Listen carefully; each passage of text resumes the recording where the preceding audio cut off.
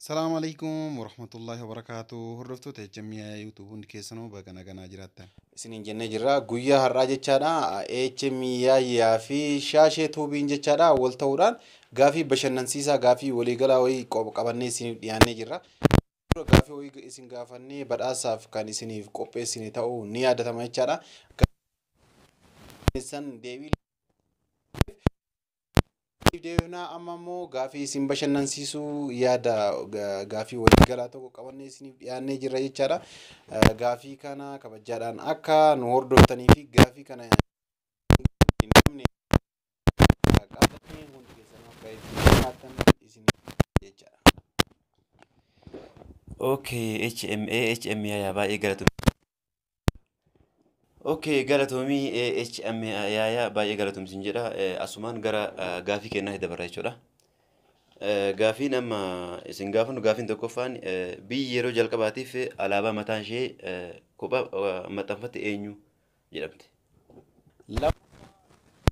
Yeroo addunyaa irraa jechaadha biyyi yeroo jalqabaatiif mirga filuu dubartootaaf kennite akka addunyaatti biyyatam. Okay, gaafii sadaffaa biyyi yeroo jalqabaatiif daandii baaburaatti fayyadamuu eegalte eenyu jedhamti. Gaafiin arfaffaan jechaadha biyyiti yeroo jalqabaatiif bishaan irraa humna ifaa maddisiifte biyyatam. Okay, gaafii itti aanu jechuudha dubartii yeroo jalqabaatiif doktora fayyaa taatee addunyaa irratti muudamte eenyu lammii biyyatamiitii bara kam keessa? Biyyi yeroo jalqabaatiif saatalaayitii namtolchee tolchite jechaadha gara hawwaatti yeroo jalqabaatiif ergite biyyatam.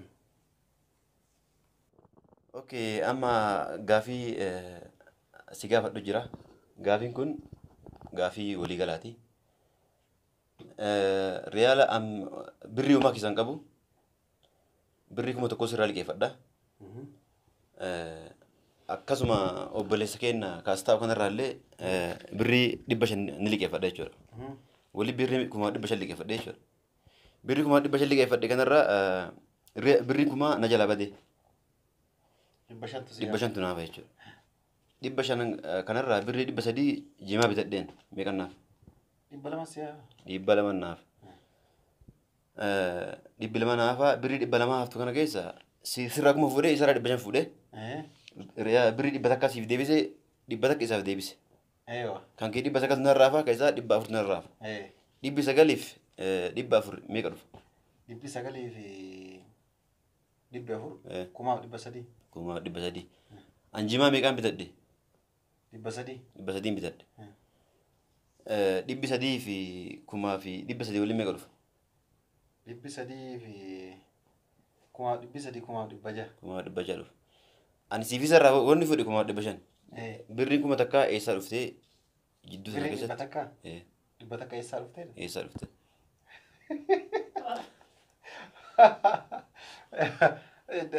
Eessaa fiddee atumaanoo eessaa fiddee dhaara anumaanoo na dhibeeku. Kanaafuu gaafii kana itti yaaddee birrii 100 takka tana bakka isiin baatee yoo dandeesse hin deebistaa yoo dadhabde immoo dhaggeeffatu hordofuu keenyaa fi hordoftoota HMI YouTube hundi keessanuu jechaadha akkuma dhageettan gaafii waliigalaa isin gaafannee jirra inni ammoo HMI yaallee gaafadha jedhee jira birrii 500 nurraa fudhatee kuma gatee akkuma inni isinii hime kana keessatti jechaadha birriin inni nu deebisee fi birrii jalaa badde walii yoo daballu birrii 1,100 dhufe dhibbi tirfii dhufte tun eessaa dhufte nuun galle jechaadha anaallee naagalee waan hin jirreef isinillee akka nu wajjin deebistan isiniin jedha jechaadha. Okay, amma gaafii isa gaafadhe kana innis waan deebisuu dadhabeef amma hordoftootaaf jecha anaaf naagaleera hordoftootaaf akka sirriitti galutti. Okay. Gaafiin kiyya an waan akka birrii keessan qabu jechuudha. Birrii uumaa keessan qabu.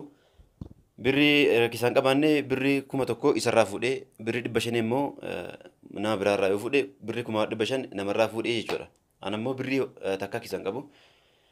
Osuma hiika jimaa bitachuudhaaf deemu birriin kuma na jala buutee baddee jechuudha. Birrii 500 naafee birrii 500 hafte sanaan birrii 300 caatii bitadhee birrii 200 naafa.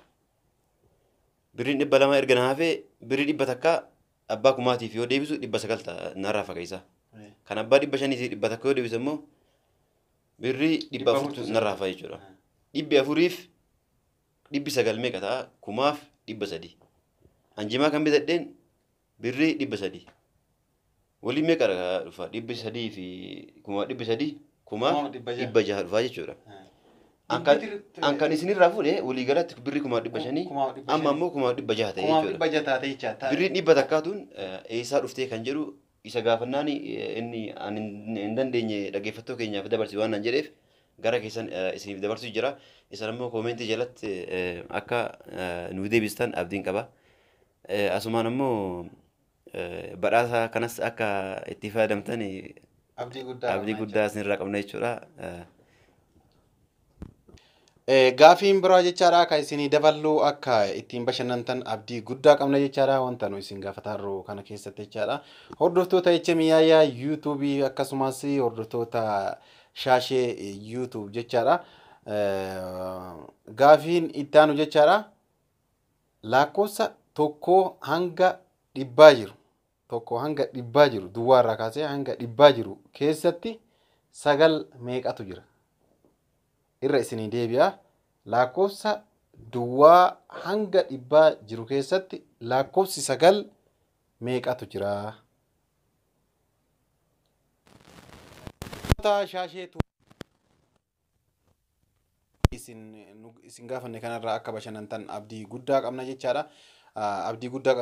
Gaafii isin dura isin gaafannee fi kanallee jechaadha wali qabnee kan isinii deebinu waan ta'eef jechaadha. Akka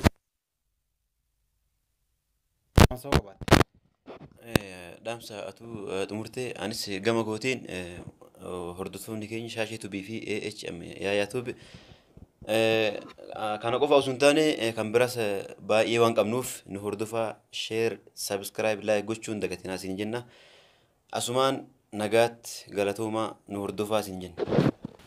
Gaafii duraaniitiif kanallee wali qabnee isinii deebifna jechaadha hordoftoota keenya. Gaafii addaa warri qabdan nuufillee dhiyeessuu dandeessan jechaadha waan garaa irratti warri gaafii qabdan jechaadha. Kana fakkaata akkamati mee?